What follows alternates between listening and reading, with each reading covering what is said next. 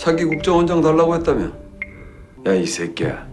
국정원장 자리를 내가 달라고 했... 나한테 얘기하지 말고 거기 다 적으라고, 이 새끼야!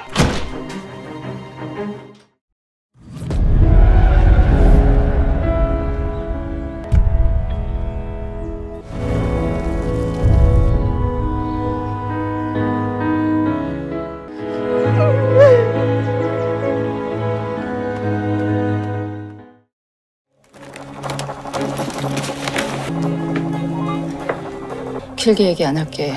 당장 돈 입금시켜. 3일이면 나 찾아낼 수 있을 것 같아? 그때까지 200억 안 들어오면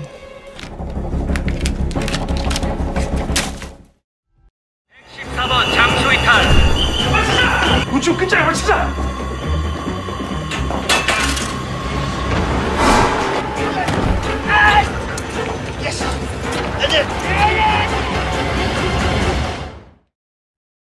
하고 싶으신 겁니까? 태블릿 PC 안에 아무것도 없대. 내 차 안에 번개탄 갖다 놓은 거.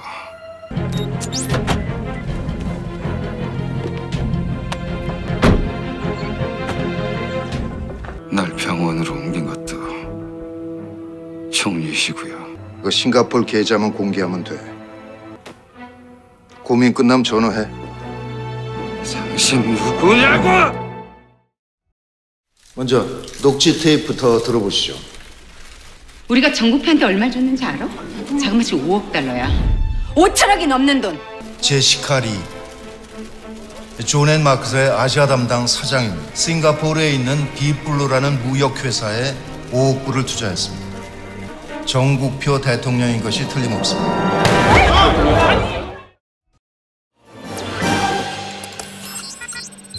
CIA도 다 뚫었네?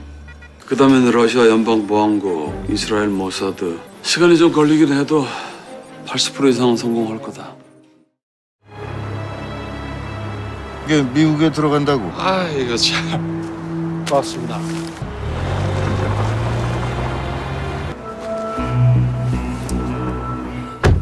아무리 궤적보래도 삼촌은 삼촌이잖아요.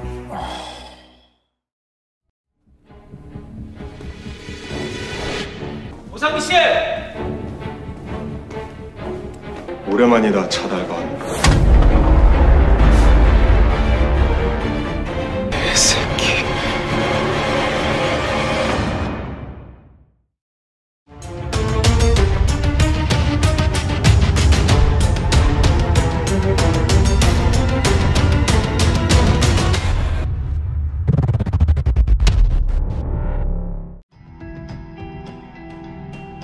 Kali ini adegan berada di rumah sakit jiwa Haedong yang mana sedang terjadi kerusuhan di sana. Hairi bersama Kiteng dan juga Sehun yang kebetulan sedang berada di sana diberitahukan oleh salah satu sipir penjaga bahwa Kim Woo-gi telah diculik. Terlihat banyak noda darah di dalam kamar Kim Woo-gi yang sepertinya telah terjadi penyiksaan terhadapnya. Hairi lalu meminta rekaman CCTV yang ada di dalam kamar tersebut, namun sang sipir mengatakan bahwa CCTV di sana semua rusak. Kiteng pun segera melaporkan hal ini ke markas pusat untuk diselidikinya. Berpindah ke adegan di mana Gon sedang berusaha mencari keberadaan dari Oh Sang-mi yang menelponnya untuk bertemu. Gon yang akhirnya bertemu dengan sang teroris Jerome di sini pun akhirnya diharuskan bertarung dengannya untuk dapat menyelamatkan Oh Sang-mi. Dan tiba-tiba ada orang lain yang masuk ke dalam sana untuk membunuh Oh Sang-mi.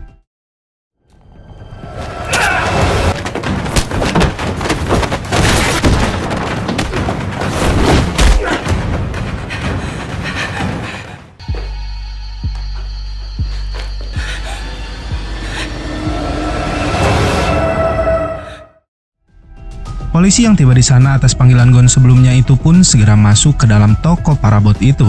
Sedangkan Gon mendapati Oh Sang-mi yang terluka cukup parah di bagian lehernya diakibatkan dari tusukan sebilah pisau oleh pria misterius yang mengejarnya. 붙잡을 테니까 정신 놓지 마요.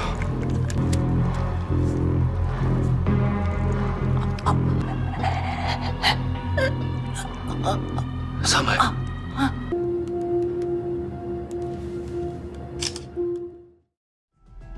Polisi yang mendapati Gon bersama jasad dari Oh Sang-mi di sana pun kemudian menangkap dan menginterogasinya di kantor polisi. Polisi yang menginterogasi Gon di sini bersikukuh menanyakan apa yang dikatakan Oh Sang-mi sebelum dirinya tewas di dalam sana. Hingga akhirnya Haeri dan Sehun datang ke sana untuk membebaskan Gon. 혹시 뭐 문제 있으면 그 정식으로 제기하셔.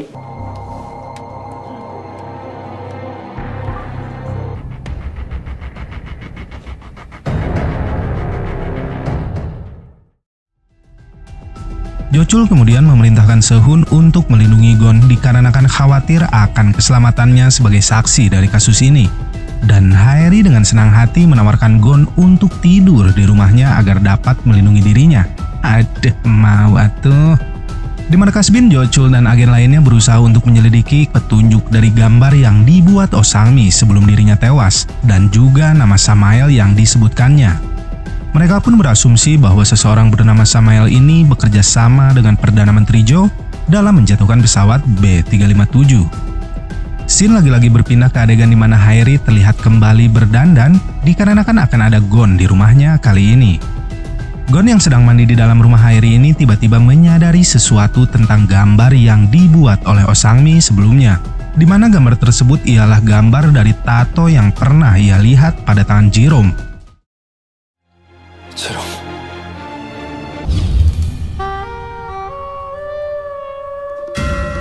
진짜 아무것도 못 봤어. 진짜요. Setelahnya Gon lalu melaporkan hal itu kepada Jochul di markas BIN. Jochul dengan segera menyuruh semua anak buahnya untuk mencocokkan simbol dari gambar tato tersebut kepada semua lambang tato pasukan khusus, tentara bayaran, dan juga geng kriminal. Ia juga mengatakan kepada Gon dan Haeri bahwa ada sebuah chip yang tertanam pada tato tersebut yang biasanya berfungsi untuk mengidentifikasi sesama anggota. Saat sedang mencocokkan simbol dari tato yang dimiliki Jerome, Gon menjadi salah tingkah atas kejadian kamar mandi sebelumnya, di mana ia meyakini bahwa Haeri sempat melihat kantung menyan miliknya. Namun Haeri mengaku tidak melihat apapun dikarenakan Gon bergerak terlalu cepat atau terlalu kecil. 내가 어떻게 못 보냐? 내 눈이 얼마나 빠른데. 죽고 싶다 진짜. Berpindah ke suatu tempat di mana di sini Kim Woo-gi sedang diikat dengan posisi digantung oleh Jerome dan anak buahnya. Kim Woo-gi lalu meminta Jerome untuk membawa dirinya menghadap kepada Samael. Namun nampaknya Jerome menolak permintaan dari Kim Woo-gi tersebut. Di lain tempat, Jochul berusaha menanyakan perihal tato dari Jerome kepada Min-sik yang kini menjadi tahanan dari BIN. Min-sik yang tidak mengetahui hal itu pun malah meminta kepada Jochul untuk membebaskan dirinya dari dalam sana. 너 임마. 너 우리 애들이랑 와이프 알잖아. 어? 야, 딸 셋에 와이프까지 여자만 넷인데, 야, 주차를 한 번만 살려주라. Sedangkan Jessica yang masih berada di dalam penjara mengetahui kematian dari Oh Sang-mi melalui koran yang ia baca. Lalu Gon dan Haeri kembali datang menemuinya untuk menanyakan tato dari Jerome kepada Jessica.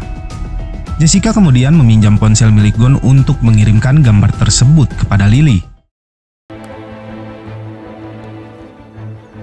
사진 봤지? 이게 뭔데? 사마엘? 김우기 추적하라는 건 어떻게 됐어? 애들 능력 있으니까 뭐라도 알아낼 거야. Gon dan Haeri lalu kembali ke toko parabot di mana Oh Sang-mi tewas sebelumnya. Dan tiba-tiba Gon meminta kepada Haeri untuk dapat bertemu dengan presiden. Sedangkan di Gedung Biru kembali presiden terlibat adu mulut dengan Perdana Menteri Jo yang akan segera dicopot dari jabatannya. Perdana Menteri Jo juga menyarankan kepada presiden untuk mengundurkan diri sebelum dirinya dimakzulkan. 형량에서 큰 차이가 있을 겁니다. 차달건 씨가 대통령님 면담을 요청했답니다. 윤한기 보러 갈 거니까 조용히 차 대기시켜. Permintaan Gon agar bisa bertemu dengan presiden nampaknya ditolak oleh pihak Gedung Biru dengan alasan keamanan. Namun rombongan presiden yang secara kebetulan melintas di sana memberikan Gon ide untuk bisa bertemu dengan presiden.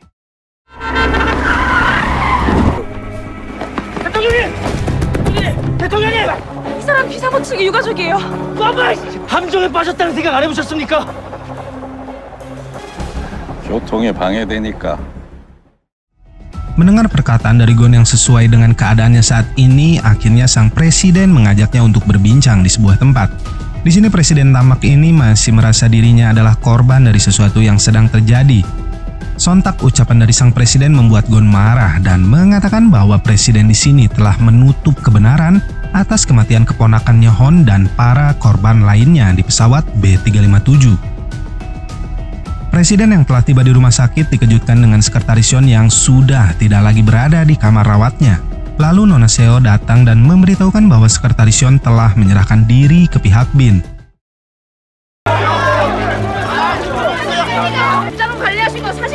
수사팀을 통해서 밝히겠습니다. 어머니 쪽으로 차명 계좌를 개설해놨다는 의혹도 있던데요.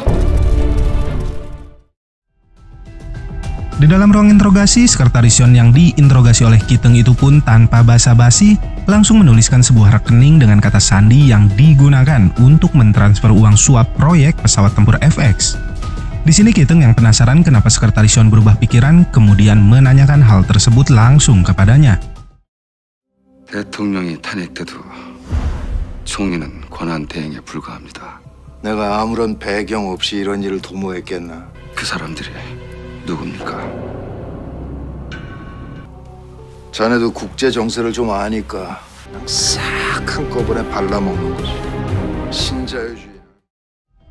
Saat Kiteng menyebut nama Samael, sekretaris Yon tidak mau menjawabnya dan malah pergi dari ruangan tersebut. Berita akan kasus suap ini pun sudah tersebar ke seluruh penjuru Korea. Direktur Bin pun kini sudah ditetapkan sebagai tersangka korupsi dan ditangkap. Banyak demo yang dilakukan oleh rakyat menuntut pengunduran diri dari sang presiden.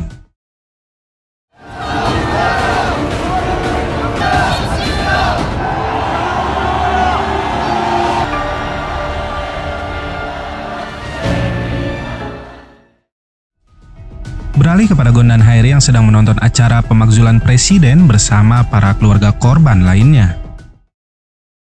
투표수 선포합니다.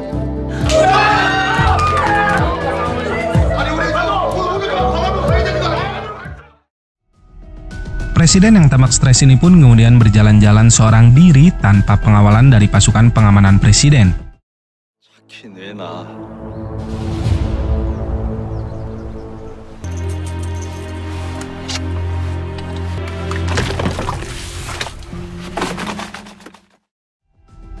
Rencananya untuk bunuh diri ternyata gagal dikarenakan tangan tremornya tak sengaja menjatuhkan botol air mineral yang akan diminumnya.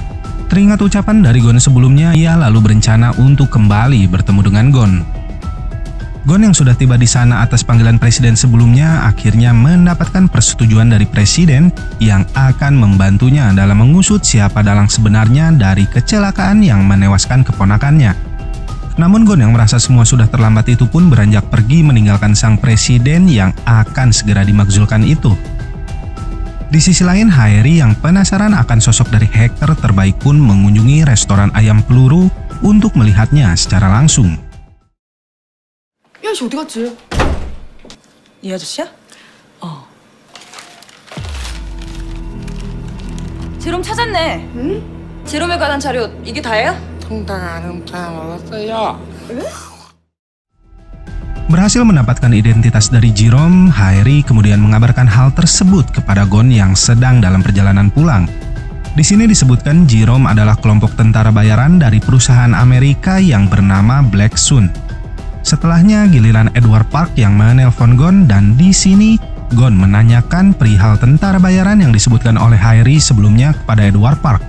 Edward Park yang juga merupakan pedagang senjata internasional ini pun ternyata mengetahui tentang tentara bayaran yang bernama Black Sun ini. Ia pun lalu mengajak Gon untuk bertemu di dalam kantornya. Sesampainya di basement kantor Edward Park, Gon mendapatkan telepon dari istri reporter Joe yang sebenarnya. Di sini sang istri menceritakan tentang kematian dari sang suami yang membuat Gon menjadi curiga kepada Edward Park.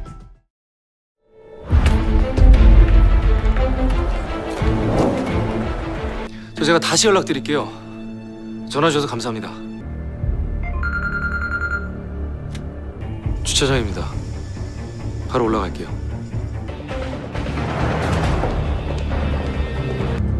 미키라고 합니다. 저 아시죠? 봤어?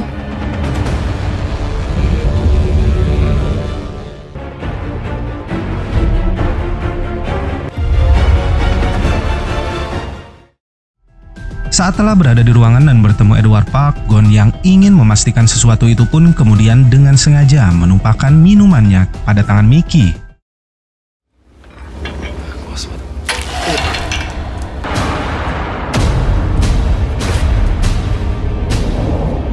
We've got fate. It's all Samuel. They stabbed in my back. Samuel. This was your plan from the very beginning. 마사링 페나. 너잖아 마이클 여자친구. 조넨 마크사가 범인이라고 증언해주는데 200억이면 싼 거 아닌가?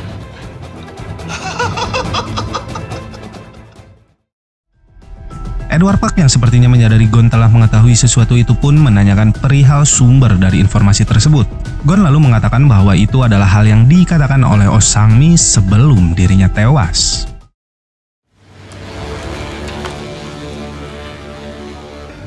도움이 됐으면 좋겠네요.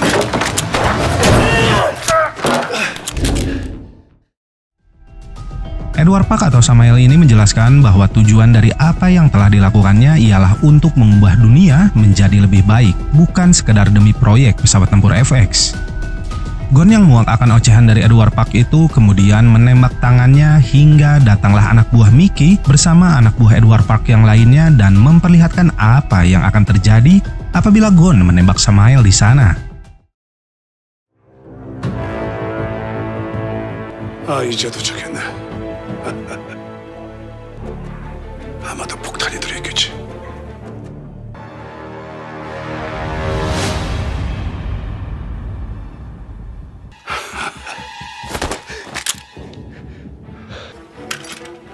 차달건.